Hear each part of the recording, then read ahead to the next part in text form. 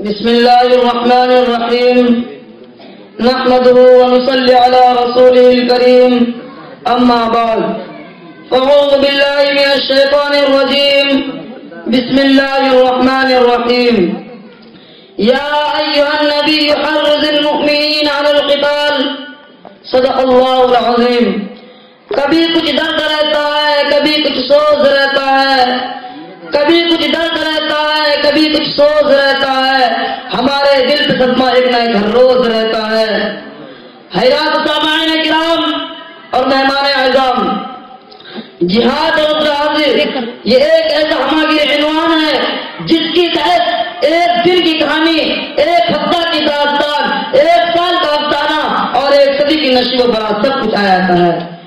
اگر دیکھا جائے تو اس کے ذیل میں تلوار کی جھنکار بھی ہے، تو عزم و حوصلہ، جرأت و بہادری کے تیز جھونکے بھی، ہماری فتح مندی، عروج و ترقی، شان و شوکت کا راز بھی ہے.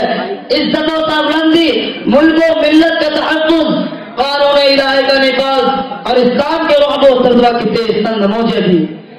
تو جب ہولے سے دھجیاں اڑانے کے روئے پرتا واقعات بھی، تو آئیے آج سب سے پہلے آپ حضرات کو سرزمین عرب کا وہ منظر دکھاتا چلو جس میں جہاد کی فرضیت نازل ہوئی، ان حالات کی نقاب کو شائع کرتا چلو جن حالات میں رحمت للعالمین کو تلوار اٹھانے پر مجبور ہونا پڑا.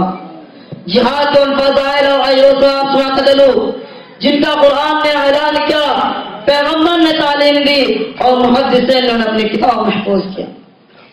عزیز دوستو، ذرا آج سے 1400 سال پہلے کی تاریخ اٹھا کر دیکھو کہ وہ خانہ کعبہ جس کو ابراہیم علیہ السلام نے محض ایک اللہ کے عبادت کے لیے تعمیر کیا تھا، اس میں ایک دو نہیں بلکہ 300 بت رکھے ہوئے تھے جن کے صبح شام پوجا کی جاتی تھی.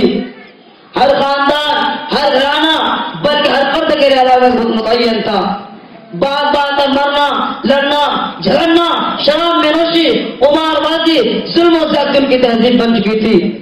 غرض انسانیت تباہیوں پر باتی کے رہنے کھڑی پا رہی تھی. رحمت خداوندی جوش میں آئی اور سرکار دو عالم محمد عربی صلی اللہ علیہ وسلم کو ختم نبوت کے تاج ذکر مبعوث فرمایا. جب آپ صلی اللہ علیہ وسلم نے توحید کا اعلان کیا تو سینکڑوں خدا کو چھوڑ کر ایک معبود حقیقی کی دعوت دی تو تمام اہل عرب آپ صلی اللہ علیہ وسلم کے مخالف ہو گئے، دوست دشمن بن گئے، اپنے پرائے ہو گئے. یہاں تک کہ لات و عزا کے بیچاریوں نے سرکار دو عالم صلی اللہ علیہ وسلم پر سرزمین عرب کو تنگ کر دیا. لاکھوں دیوی دیوتا کے حامیوں نے داعی حج کے خاتمہ کا فیصلہ کر لیا. تو رب کائنات کے صبر کا پیمان چھلک اٹھا، جبریل امین جہاد کے پیغام لے کر نازل ہوئے. بد اعلان ہو گیا کہ بتوں کے شہر میں جا کر خدا کا نام لکھ دینا، کہ بتوں کے شہر میں جا کر خدا کا نام لکھ دینا، جہاں پر کفر لکھا ہو وہاں لفظ اسلام لکھ دینا. وہ اگر صلح کے پھولوں کو پیروں سے کچل ڈالے تو شاخ گل کی ہر پتی پر قتل عام لکھ دینا. برادران ملت، جہاد اتنا مبارک عمل ہے جس قوم نے بھی جہاد کو اپنایا انہیں عزت و سربلندی ملی، انہیں وقار ملا، ان کی شان و شوکت رعب و دبدبہ کا پوری دنیا میں تہلکہ مچ گیا.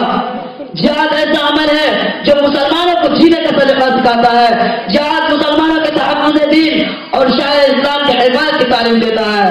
ہاں، جہاد کامیابی کا راستہ ہے، جہاد انبیاء کی سنت ہے، جہاد صحابہ کرام کا طریقہ ہے، جہاد اکابر اسلاف کی نہج ہے، جہاد اسلام کی دھڑکن ہے، جہاد شان و شوکت کا ذریعہ ہے، جہاد پیغمبر کی آرزو ہے، جہاد قرآن کی تعلیم ہے. قرآن کہتا ہے کہ جہاں بھی رہنا جذبہ جہاد کو مت چھوڑنا، جہاں بھی رہنا غیرت اسلام کو مت ٹکرانا، جہاں بھی رہنا بزدل کے مت رہنا، جہاں بھی رہنا کفر و شرک کو برداشت مت کرنا.